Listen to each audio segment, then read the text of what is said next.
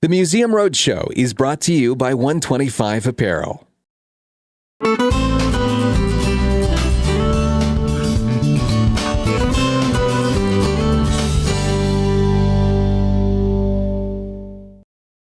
Hi, Kathy Coyle here for the Becker County Museum Roadshow. We're at the middle school in Detroit Lakes where we're going to find out about the history behind the PowWows. The children are really excited to perform for us today. We're going to visit with Mike Swan, who's a liaison with the schools in Detroit Lakes. It's going to be a good one. Stay with us.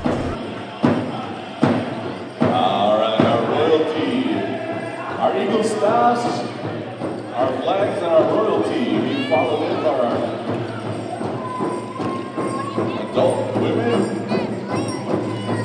and all of our young ones.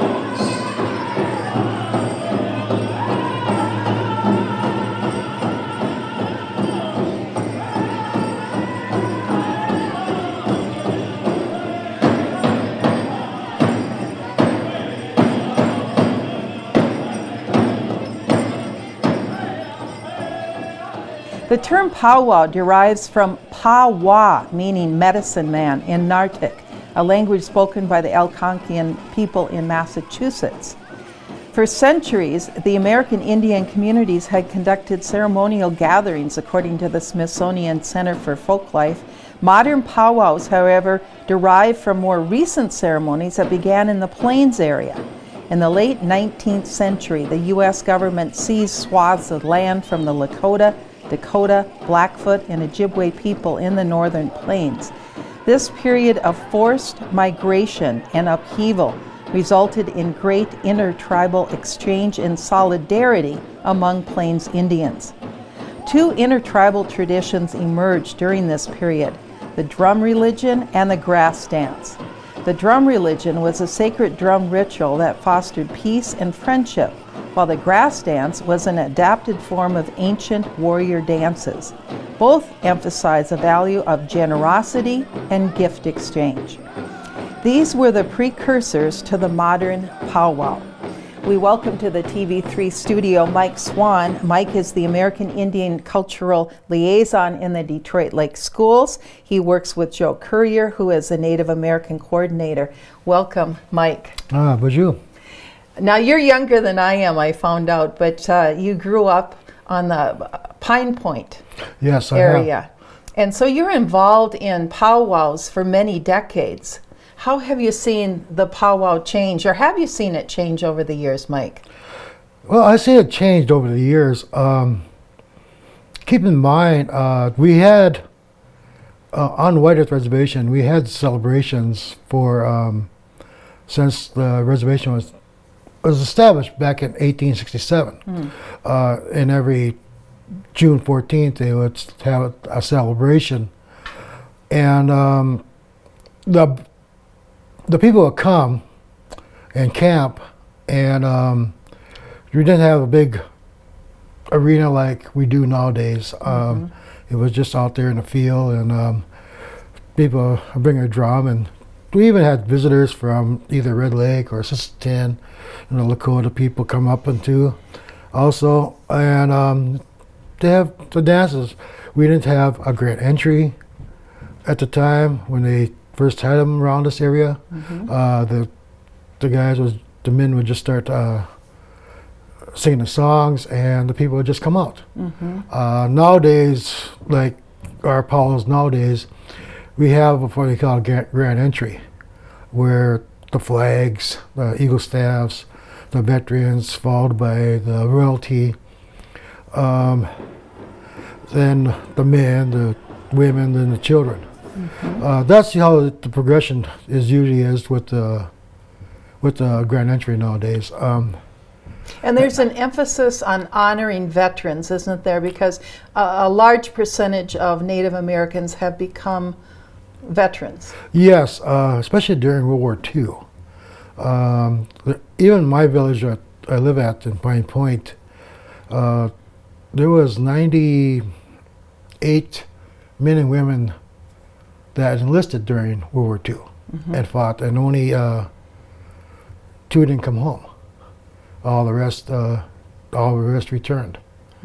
fighting from. I got in my family 3 uncles and my father that went to World War II.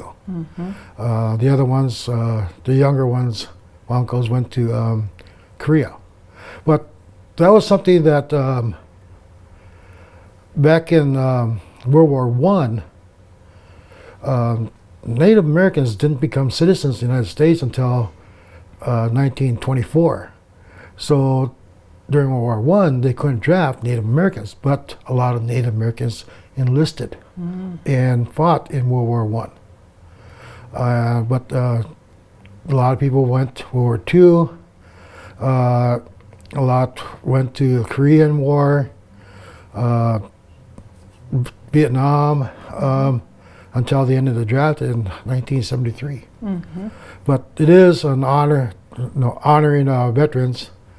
Basically, you're honoring everybody as they come in, and as part of this, people showing off their dance style that they. You had a huge turnout at the Detroit Lakes Middle School. I mean, I was really, really happy to see so many people, and it was so inclusive. You invited everybody to get out and dance, whether they had a Native culture background or not. Actually, I was surprised too. We didn't expect that many people. I think last year we thought there was like around 400 people. This year we kind of guessed maybe 500, a little over 500 people showed up for the powwow, and yeah, it turned out great. It was more than we expected. You were teaching the children, all ages. I mean, there were little tiny kids out there dancing. They're so darn cute. They kind of steal the show.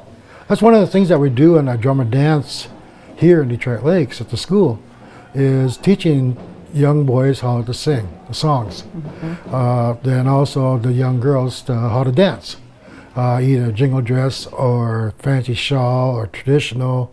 The boys, most of them are, because they're young, they like to grass dance. But there's just a couple that do traditional dancers for the boys. But the songs are all different too.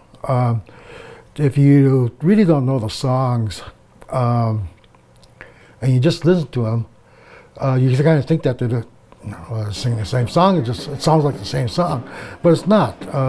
Some of them, there's a grand entry song where they come in, bringing people in. They've got a flag song, veteran song.